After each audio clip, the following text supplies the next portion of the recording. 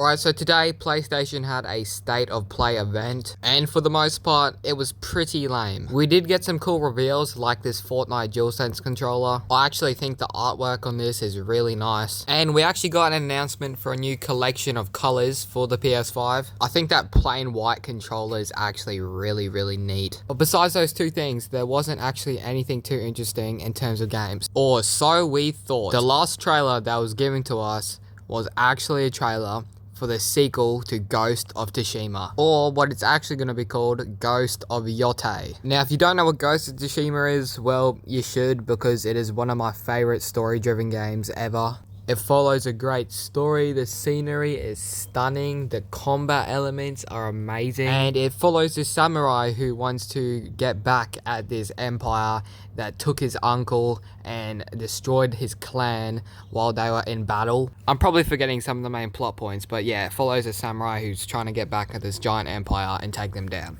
I highly recommend you go play it, it's just an amazing game. Anyway, fans have been wanting a sequel to this game for a very long time, and we finally got a reveal for the next installment in the franchise. And despite it being a sequel, we will actually not be seeing our main character Jin Sakai return for this game. This game will take place in a different region of Japan and will be 300 years after the first game. And it follows this new character called Atsu. The devs haven't really explained the story, however we do know that it's going to take elements from the first game, but also turn them into new things with this new character and a whole new story, and it's going to explain how Atsu here has become the ghost of their region. Just like the first game, how we saw Jin Sakai become the ghost of Tsushima, we're going to see how Atsu becomes the ghost of Yotei. This photo is Mount Yotei in real life, which is obviously where this game is going to take place, and they have recreated the mountain and they did show it off in the trailer. The scenery is going to look just as good, if not even better than the last game. So it seems like the devs aren't really making a sequel to the Ghost of Tsushima game,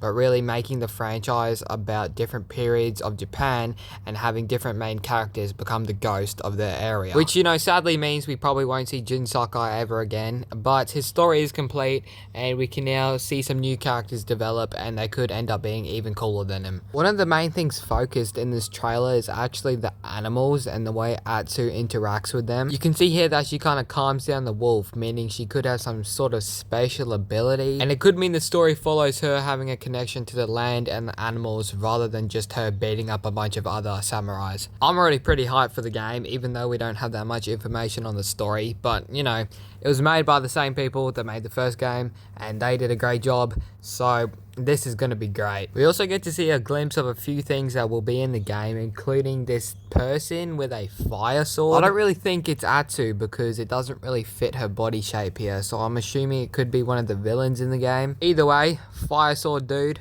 really cool. One of the weapons we will actually seem to be using is this chain thing.